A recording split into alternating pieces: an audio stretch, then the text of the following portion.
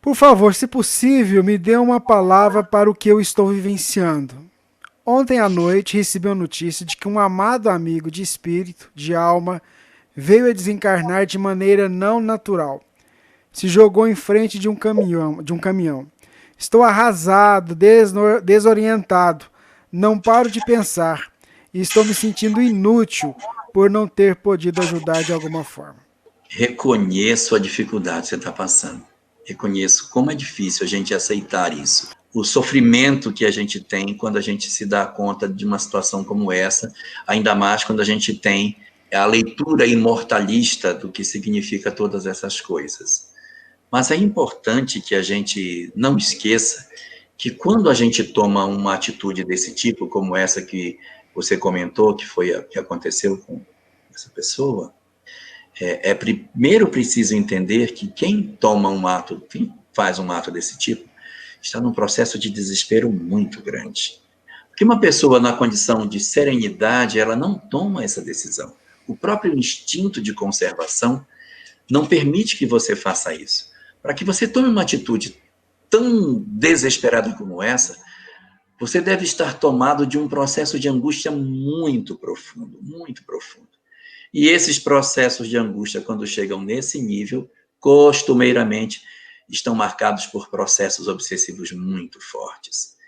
Então, companheiro que você está citando, é alguém que tem dentro de si lacunas muito profundas que permitiram que determinadas entidades perversas se aproximassem dele e tomassem o seu coração. E aí a dor foi se tornando tão grande, mas tão grande, que você já não consegue mais separar a dor de você, como se você e a dor fosse uma coisa só. Isso é muito perigoso, porque enquanto a gente entende, eu sou uma história e eu estou passando por um processo de dor, eu me enxergo e enxergo a dor que eu tenho. O problema é quando essa dor vai assumindo os espaços da nossa mente, vai tomando tudo e vai se integrando em nós, a ponto de você não saber mais quem é você e quem é a dor, porque a dor toma você como um todo.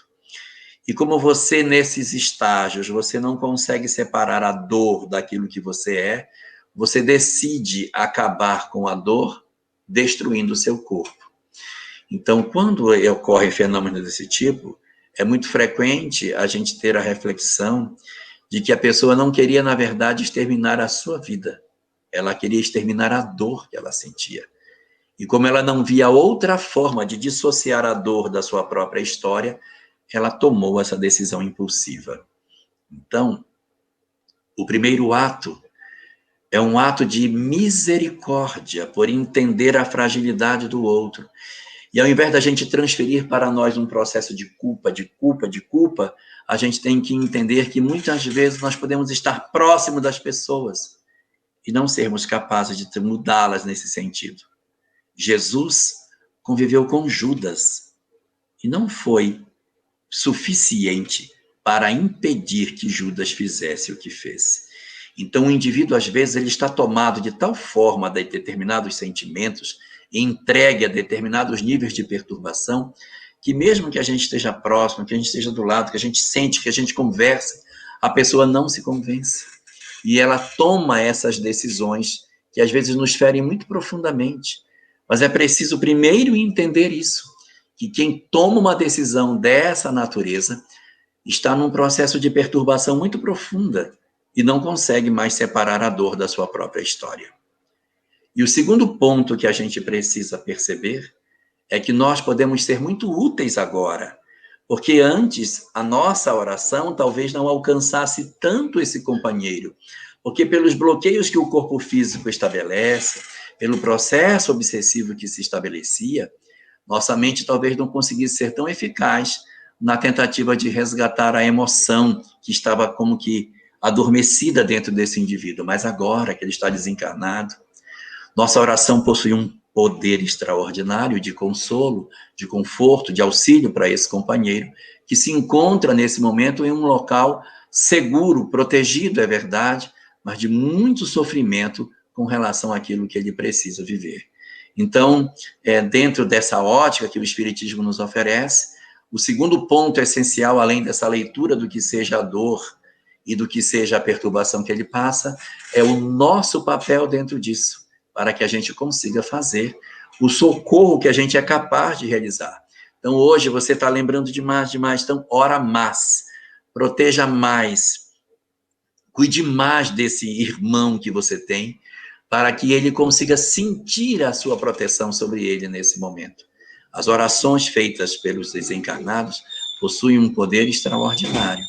E essas entidades, mesmo no processo de angústia que elas se encontram, elas são beneficiadas com as energias que nós lhes emitimos, mesmo elas estando num processo de muita dor que elas se encontram nesse momento. Então, nessa circunstância, o ideal seria que a gente conseguisse fazer essas duas movimentações, uma releitura do problema e a segunda, como é que eu posso me inserir nisso agora, depois que já aconteceu o que eu não queria que acontecesse.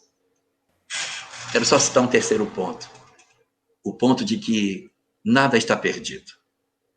Que, segundo a doutrina espírita, apesar dessa decisão infeliz que ele tomou, que é uma decisão infeliz, isso não determina que ele será uma alma desgraçada ou condenada a um suplício eterno.